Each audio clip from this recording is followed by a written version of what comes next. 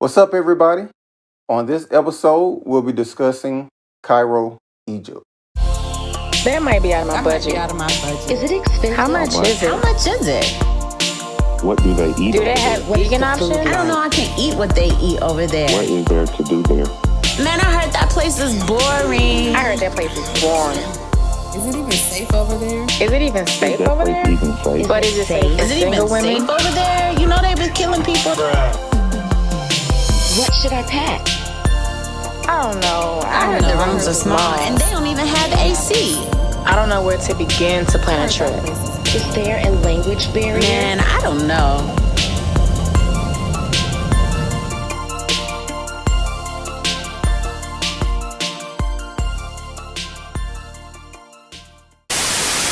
What's up, everyone? Hope everyone is safe and sheltered in place. Currently, we're going through some tough times. This world has experienced pandemics all the time, but this is the first time in which our generation has probably seen it hit home. So I hope everyone is taking precaution. Everyone is doing their best to stay safe and keep their family safe. During this time, hope everyone is being productive. I am still editing and working on more content. A couple future episodes got cut. Had a trip to Rio that I was looking forward to. Pandemic cut that one. And for my birthday, I had a trip to London. Actually got Wimbledon tickets, and that was cut as well. But there'll be more trips to come. I already found another deal, but that's way down the path in January. So, but as soon as this is over with, we'll be up and going. In the meanwhile, of course, check out my channel. But I want to introduce the next episode, which is Cairo, Egypt. Sat down with a friend to discuss her experiences with Cairo and her experiences in Egypt in general. Hope you enjoy and check out the channel for more content. Cairo is the capital of Egypt, the 15th largest city in the world, the most populated city in Africa, with a population of over 20 million. In terms of temperature, it's hot. It sits in the largest hot desert in the world. I have to emphasize hot because technically Antarctica counts as desert, so it sits in the largest hot desert in the world. So excluding the two that we don't even consider a desert, the Sahara is the third largest. Average high temp on a year is around 82. You hit about 94 during the summer and 60 during the winter months. And of course, you're in the Sahara, so windstorms are coming. Wind just kind of kicks up the sand everywhere and sandstorm. They do have a subway system, but the city is relatively easy to navigate. You have river buses, taxis, and Uber is also available to help get you around. Cairo is also known for their markets, which are also called souks. If you love to shop, feel free to negotiate away. One of the most famous souks is the Khan El Khalil, which dates all the way back to 1382. It can be found in the historic center It can be found in the historic center of Islamic Cairo. So there's Islamic Cairo and then there's the regular Cairo. There are literally markets all over Cairo. So that's one of the more popular things to do. Plenty to choose from, a lot of famous ones. So just use Google. Google is your friend. The conversion rate is pretty favorable because the Egyptian pound has taken a hit in recent years. So you can feel pretty comfortable shopping, eating, buying different items around town. The reason we are covering this particular episode is because one, Africa is cool. Two, people typically disconnect the Arab nations that sits on North Africa from Africa. People tend to think of it as the Middle East. So another reason why it's featured in this episode. And three, growing up, I grew up on a bunch of Bible stories, so it's kind of cool to experience it firsthand. Hope you enjoy the interview and you get something from it that will prepare you for your trip. And on to the interview. Okay. You ready? I'm ready. You didn't do an introduction either. So powerful, it does what no other brand can do. All right, everyone. I don't do enough introductions, but here's an introduction. Mm-hmm. This is my friend, Sauce. You may know her as Too Much Sauce, the international traveler. If you follow her Instagram page, you will see all her travels. She doesn't post as much stuff. Like, literally, you'll take a trip and you'll put it all in just one post. I do. Instead of, like, some people will take a trip and spread it out over 15, 20 posts on IG. Do. I don't like that. Maybe, I don't know. I don't like it. I like to keep it one post, nice and simple. Most of the highlights are in your stories. And I do that too. And I guess that's why I don't Which post means they're on my gone in page. 24 hours. No, that's true too. You better catch it. Because you literally travel a lot. And you're on my little travel group list. Do I travel a lot? Yeah. Okay. People say I travel a lot. You travel more than me. I would say I travel occasionally. So in the last 6 months, how many planes have you been on in the last 6 months? I mean, you being too though. Exactly. Okay, let's move it on. So first of all, before we get into this Cairo, Egypt episode, Okay. how do you have this flexibility? I know how I got this flexibility, but how do you? How do you have this flexibility? I worked for a corporate entity for a certain amount of years, which has allowed me to have a certain amount of vacation days. Okay. And because there's Wi-Fi everywhere, I don't necessarily have to be at home to work. And because I work from home a certain amount of days, there's probably a certain amount of times in which on a work from home day, I could be in LA working, or I could be in Paris working. Okay. And I don't have to necessarily use all my vacation days. Great job. So I guess I can say the same. I have a wonderful company that I work for where I work from home every day. My company is every day because they are actually in Madison, Wisconsin. So there's not even a location here in Atlanta, Georgia to go to if I wanted to. So every day I work from home.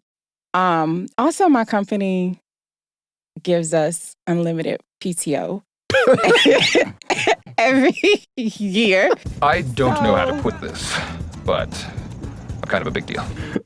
I do have a nice flexibility to travel occasionally.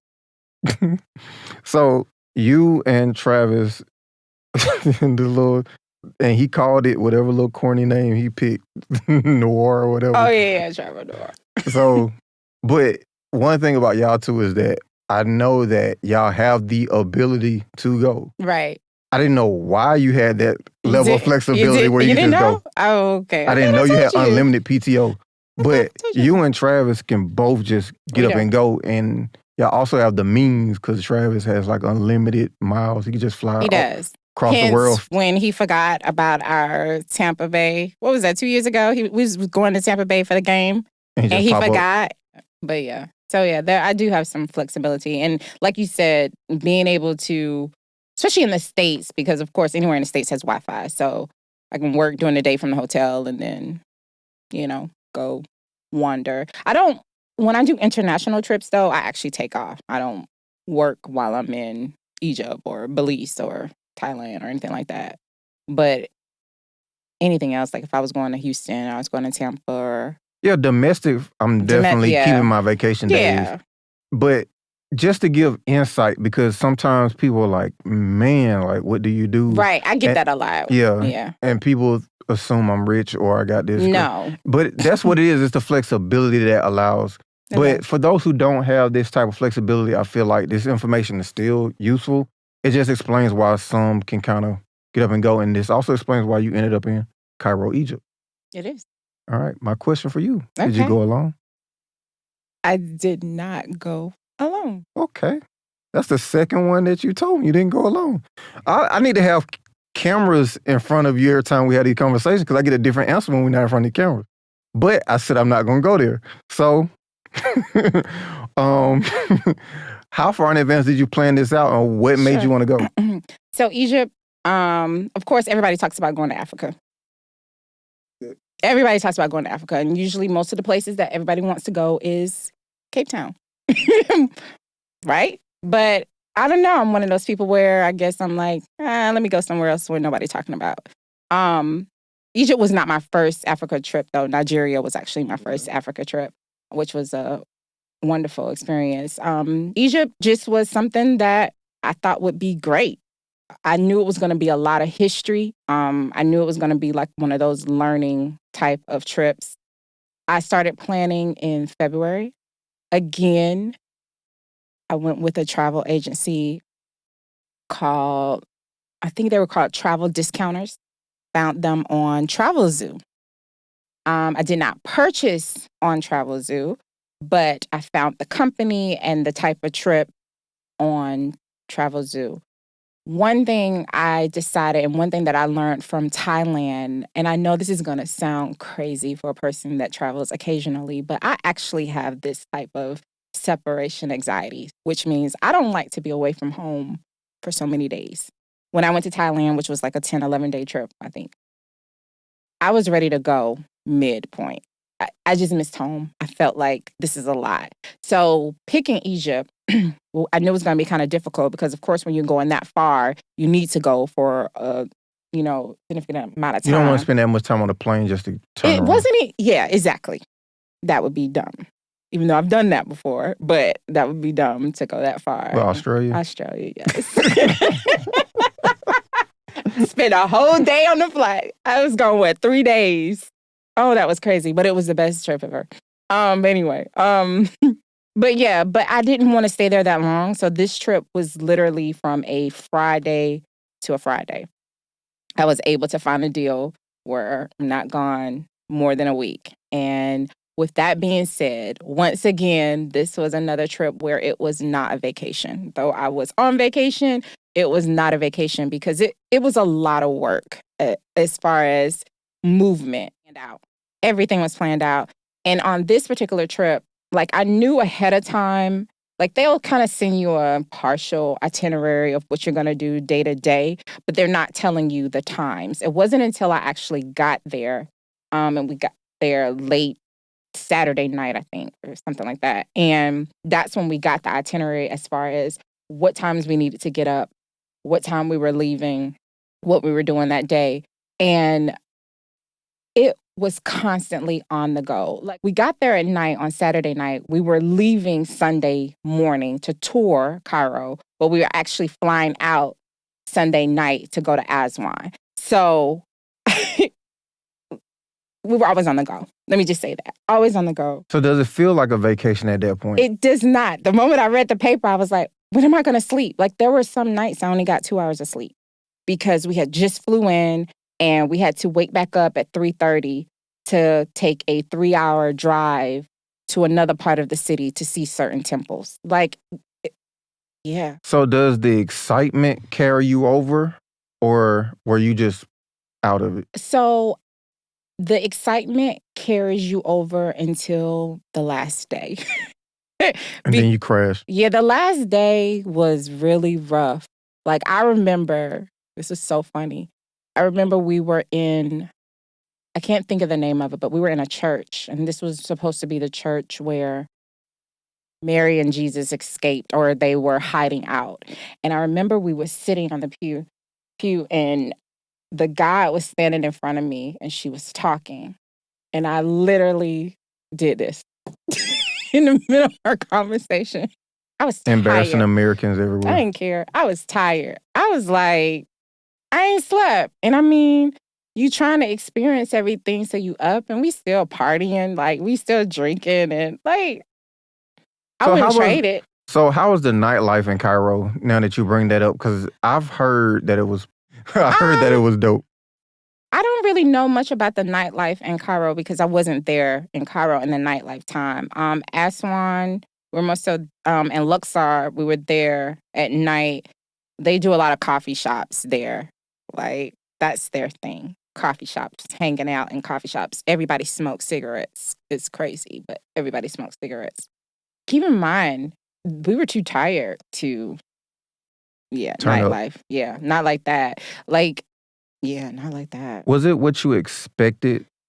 Before getting on that flight and heading to Egypt, and from that point to when you got there, Was it what you expected? So before I got there, I expected to be sweating like crazy because it was going to be hot, going to be very dusty, very old, a lot of people asking for money, and a lot of pyramids and a lot of walking. When I got there, it wasn't too hot, so I didn't sweat like crazy. What I sweated time of a year? little. When did I go? In October. Yeah, it was like a month ago. Yeah. Real quick. You say you don't travel a lot. How many trips have you been on since that one a month ago? Man, why? Because you say you don't travel that much. I don't. Where have I been since then? I went to Egypt. Did I go to Houston before or after that? I can't Costa remember. Rica? I went to Costa Rica. Where else? That's it. Okay. I'll check and get back You to gotta you. check. You gotta check. I gotta check myself. I be forgetting. They be overlapping. Anyway, so it was a lot of people, vendors over there. I felt like they harassed. One, I'm Black. So the moment that they saw me, I'm their sister. I think I got like 3 marriage proposals occasionally. You got my question. You're not the only person I've heard say that. What? That they got marriage proposals. Yeah, whenever I was like walking by myself or, just wandering off and if they came to me, oh yeah, I was offered 100 camels to marry them. I would, yeah. I have a friend, Marquita, who just went to Egypt and she said the exact same thing. Yeah. Proposals and everything. Were they Yeah. aggressive? It Or was it playful? was playful. I mean, I took it as a playful thing. I mean, But at no point did you feel nervous or anything? No. Okay. No. But I will say this, like there was some time, like I remember one time I was walking and one of the guys just came up and kind of like put their arm, through my arm and was like, my sister. And they wanted me to come to see their merchandise. They want you to buy. Oh my God, they're so aggressive with buying. They will not let you leave. And you have to, and I hate to say, you have to be mean. Like you don't want to be mean, but you have to be mean. Like you. And our tour guide told us this. She said, ignore them. Don't speak to them because the moment that you speak to them, they will follow you. And she's right. Don't speak to them. Keep going. If you know you're not going to spend your money, keep walking. Don't let them take your picture. Don't let them, if they say, I'll take the picture for you, don't do that because the moment you do that, they will not give you back your phone. I be damn. Unless you pay them $100. I be damn. She told us that. They don't take fists? So the currency, they don't take fists? Well, they take whatever, but they used to. You caught on a little late. I did. Keep going. Don't do that. But yeah, they are very aggressive and they will ask you 11 times, buy this, sister, come here, you want this is beautiful on you, and da-da-da. I mean, it's just, and a lot of them do not speak English. They know the basics, but it was good we had a tour guide because I don't know if I could have been on my own. Not there. Gotcha. Yeah. So I love the topic of Africa. It's just so multi-layered. Yeah. And it's beautiful. And people, sometimes they don't associate Egypt with Africa. They just think of it as Middle East, being that it's Islamic State and that whole Arabic North corridor, the whole northern half, kind of the top coastline. Right. How does it compare with the other experiences with Africa? When I went to Nigeria? Because people think of Africa as just one long monolith, like it's just all one thing. Like, so if you went to Cape Town, then you've been to Africa. But well, okay, so now I felt like Egypt was totally different. Egypt just felt magical to me. I mean, they have pyramids, man. Magical is the word that you use. I'm using it. It was just to see that, to walk into a pyramid and see what they've put on the walls, like so detailed as far as they told stories, information. Like some of the stories were like, there was one pyramid that obviously they called like a medical pyramid where they talked about different diseases and how they cured the disease. And keep in mind, this is stuff that they put in the stones. You know, it's just, that's incredible. I've never seen anything like that. So when you were walking around, did you feel like you were walking around in a black country or a Middle Eastern country? And I'm saying this to lead to another question. I feel like I was walking in a black country. Okay. I did. I feel like I was walking in a black country. Because it's kind of the conflict with Egypt is that it's Africa. When we think of Africa, we think of black, right? Yeah. Mm-hmm. But the perception that a lot of us have of it is that it's this Middle Eastern Islamic state. So when we talk about the pyramids and we talk about these things, it's kind of the conflict because we think black people built it versus there's also this concept of, well, it's the Middle East. Right. So it's kind of, this. Yeah, I can understand that. I can understand that. But to me, I just felt all black. This is black. This is beautiful. It was just amazing. I mean, and I love to hear that. Yeah. Because I think when I think of Africa, I think of blackness. Mm-hmm. I don't necessarily think, but when I see images on TV, a lot of is Islamic, Arabic. So let me tell you something. Like of course, what we see on TV, we believe. And it's so funny because you watched the movie Mummy. Do you remember Mummy? Talking about from back like 2000. So remember in the movie the beetle bugs. They're called Scarabs or something. Yes. So in the movie, you don't want them near you. They'll kill you. They eat you, whatever. But in Egypt, they actually mean, the significance of them mean good luck. They're a good thing. They mean good luck. And I would have never known that unless I went to Egypt. Like, I didn't know that because in our movies, they make it seem like it's a negative when really it's a positive. I think a lot of things that are scripted from Africa came over to us with a negative connotation. Yeah. There are a lot of things that I'm probably inherently kind of leery of or scared of because of how we were inundated that a lot of things from over there is kind of negative. Right. Somebody came from Egypt and they gave us a magnet to put on the refrigerator, but it had like an eyeball. Yes. And it had one of them things. And I was like, nah, I can't mess with that. No, but that means no.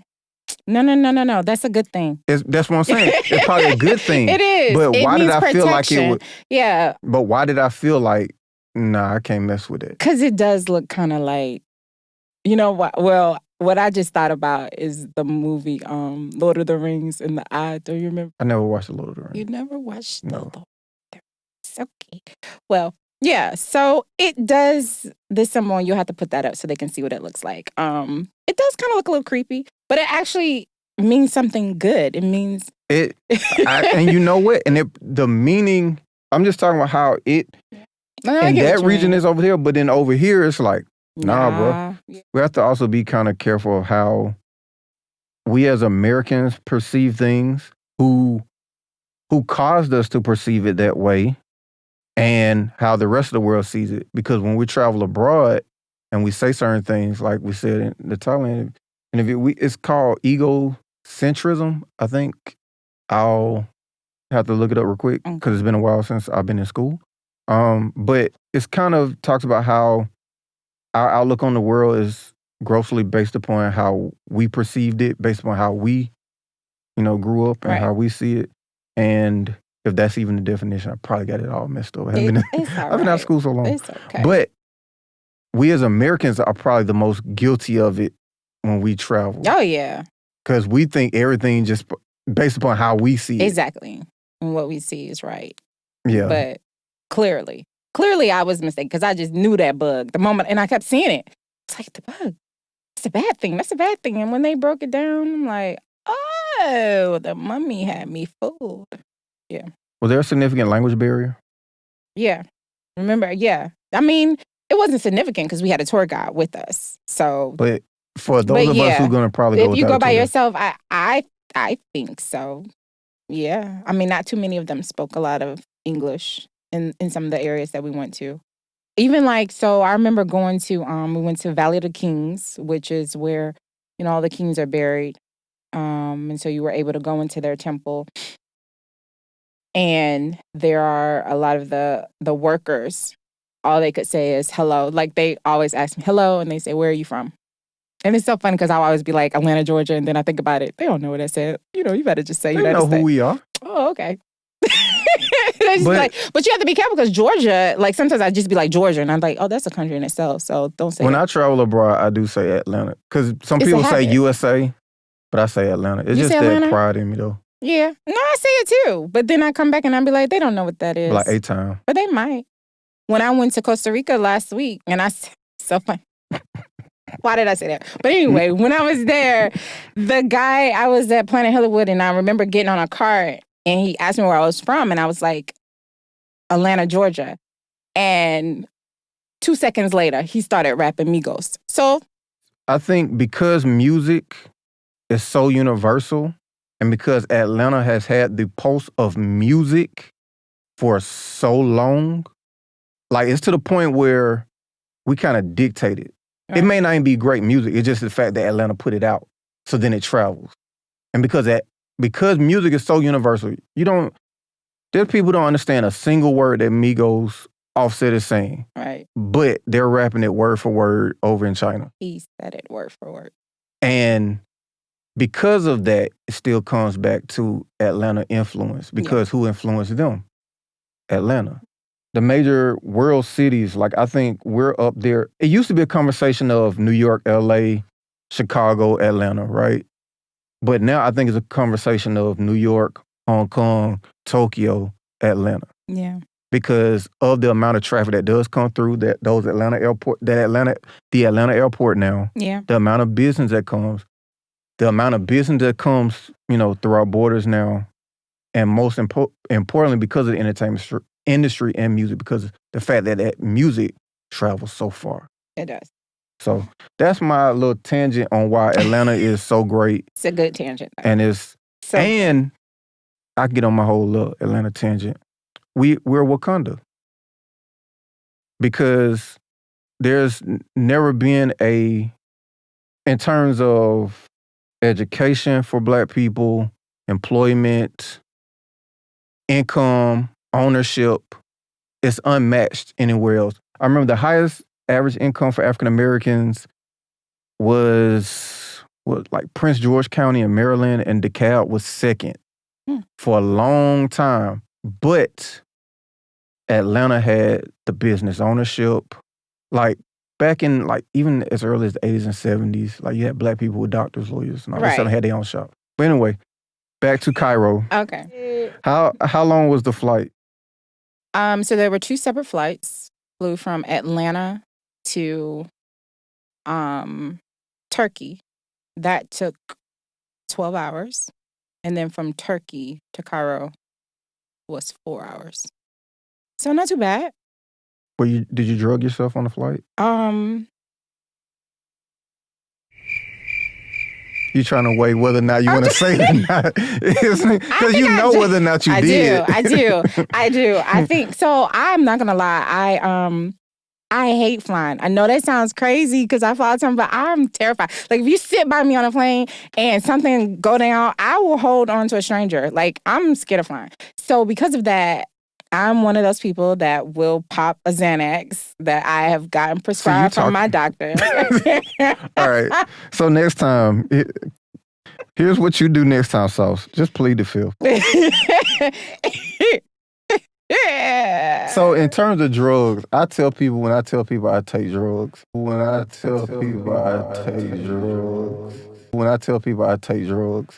I'm talking about NyQuil. Oh. But yeah, I take you know what else is good? Benadryl. Benadryl's good, and also, they have like the ibuprofen PMs. Those work really well. Because it's a 2 for 2. So the reason I say, and this is a travel vlog podcast, whatever. So it's about all things travel, and that's part of the travel. Right. And unless I'm in first class and I can kick my feet up. You be in first class like that? No. That's why I'm taking drugs.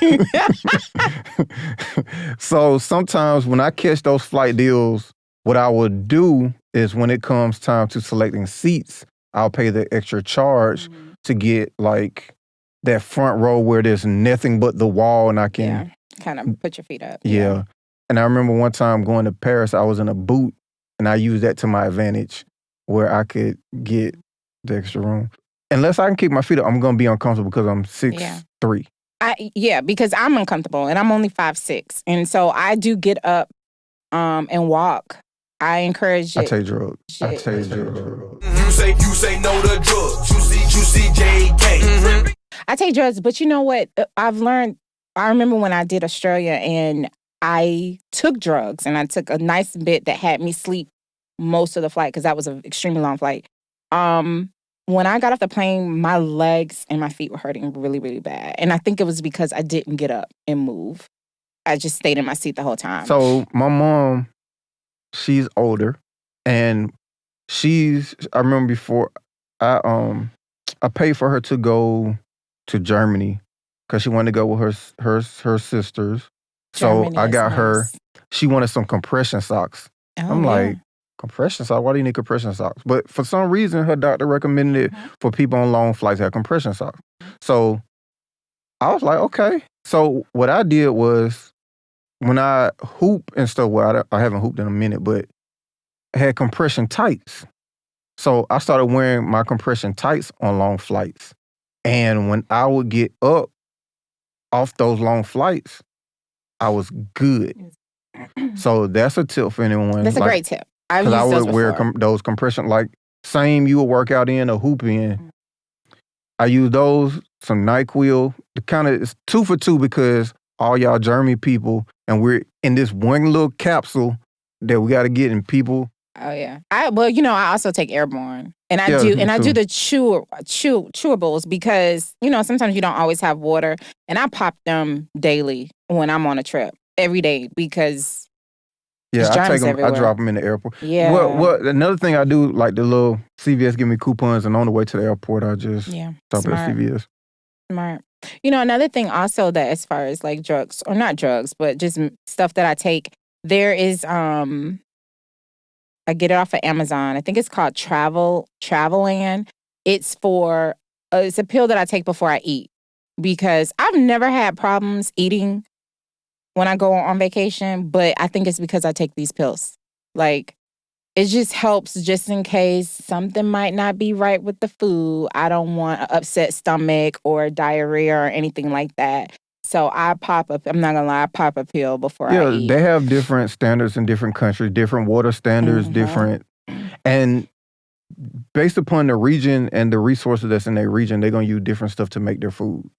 And your stomach might not agree with it because your stomach might be used to this, And I don't want to have any problems. And in Egypt, it was so funny though. So in Egypt, I didn't have a problem eating at all. Did they have American restaurants? They had American Chinese restaurants. Mm-hmm, they did. When I got back home though, and I started eating here, I had an upset stomach. It was so weird. It took me a minute to kind of like adjust back to our food, and that's never happened to me before. Did you eat anything odd over there? Because I saw this video on Facebook where this dude smoked the whole camel.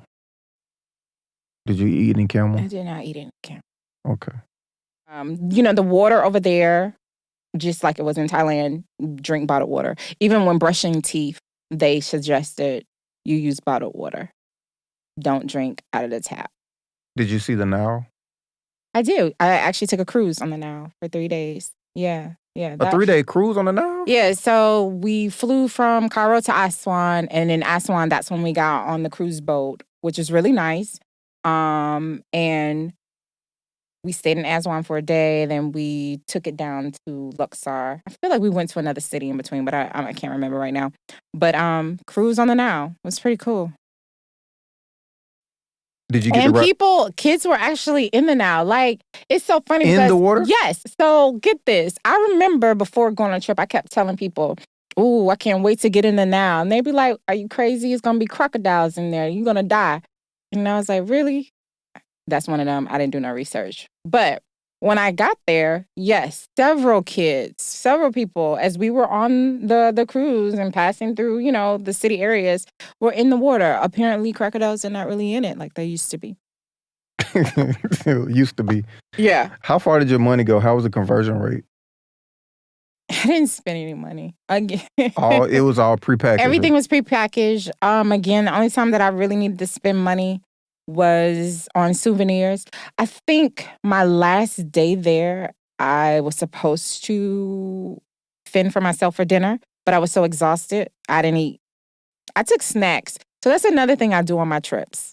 So because I'm not a picky eater, but I traditionally I don't want anything special. And I get nervous because you never know what you're going to eat while you're over there. I typically will pack my own snacks just in case I can't eat.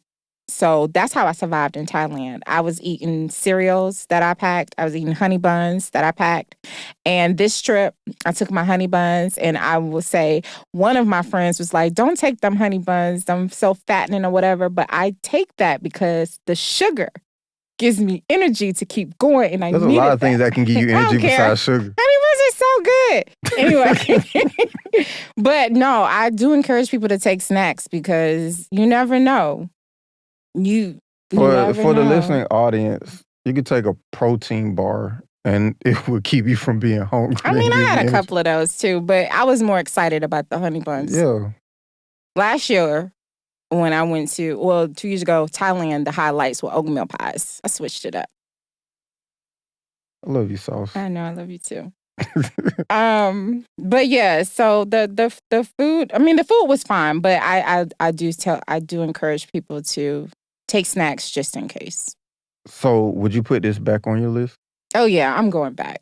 Egypt was really cool. So it was just a lot of history. It was a lot to take in. And I just felt like I needed more time. So do me this favor, and I'm asking you this on camera. So it's on my. Hold on, no, I'm gonna get it out before you get your little disclaimer out. Okay, go ahead. I'm going, and I know Travis wants to go. Okay. Right. So you saying you're going back? I'm going back. You going back with us? I'm going back with you guys. Okay. Just wanted to get that on tape. You want to get it on tape, so I guess. And we're not doing that regimented schedule. Okay, stuff. no, we don't have to, because to be honest, when I go back, I really just want to go to Luxor. Like, I met a couple of cool people that I would like to go back and visit. So, yeah, that would be good. I think it would be great to know somebody over there and because I do think you can save money with that. I just don't want to do a schedule. You don't want to do schedule. Like, I want to pick be free. Yeah. To do whatever you want. Okay. Like, because it's a vacation. I mean, you're still learning, but I want to take a nap when I want to take a nap. Yeah. No, I couldn't take a nap. Like I said, there were honestly some nights where I only slept for 2 hours because we were just on the go. But I wouldn't trade it for nothing. Yeah, it's still an experience. It was a great experience. And I think it was like an introduction because it definitely made me want to go back. And now I can go back and know what I need to do. Like, I don't need to go to that many pyramids because I've been into them. So maybe I want to, focus on something else. Were you impressed when you walked up and saw the pyramids? I was definitely impressed. I was definitely impressed. One of the things, like, we all know about King Tut, right? And one of the questions was, why do we know about King Tut? Why, when we think of Egypt and pyramids, that's the first king that we think of? And one of the guys, that our tour guide, was like, it's because he is kind of like their introduction of what they could have possibly found in the different temples at, like, the Valley of the Kings temple area. Like, when they found his temple, they found his body, of course. They found, which I took pictures of that. That's on my Instagram page where you can see the mummy form. But they found, like, his bed, his chairs, his family, like his parents was in there. They actually mummified food. Like, these kings, what they did is they built where they wanted to be buried while they were still living. They built their own tomb. Right. And they put on the walls, because they believed in the afterlife or coming back. So they made sure that on the walls they imprinted what they wanted when they came back. And they also put these things in the temple with them. Like they wanted all of this to be buried with them. And so King Tut was the one that they found when they came back years later and found his temple. They found all of this stuff. So it's really not that he was such a great king or anything like that, because he wasn't even a king long, but it was just the fact that they found so much stuff. It kind of gave them the idea of, we could find so much more. Let's keep searching. And I didn't know that. The thing when people talk about spirituality and what people believe, the thing that's weird is that when people believe something but don't see any evidence of it, then eventually people stop believing. Right. But these people believe. They believe. So they had to have some type of evidence for them to keep believing. They kept believing. Like people who believe in certain religions, they have some type of feeling or evidence that presents it as a presence in their life. So they're like, I believe because I witnessed this and this happen, right? Mm-hmm. For them to do all of that, they had to witness something. They did.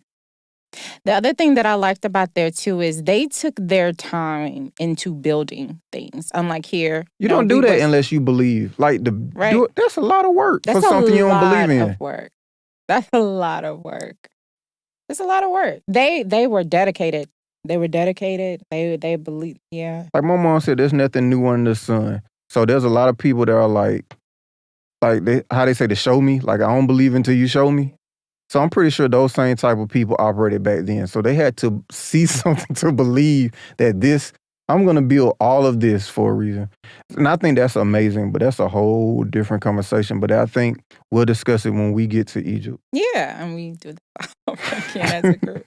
When we go to Egypt in a couple of years. I remember an old friend of mine, the dream was to ride camels and see the pyramids. Did you get to do that? Did. I got to. That was actually the first thing I did. On the first day. Was I scared? A little.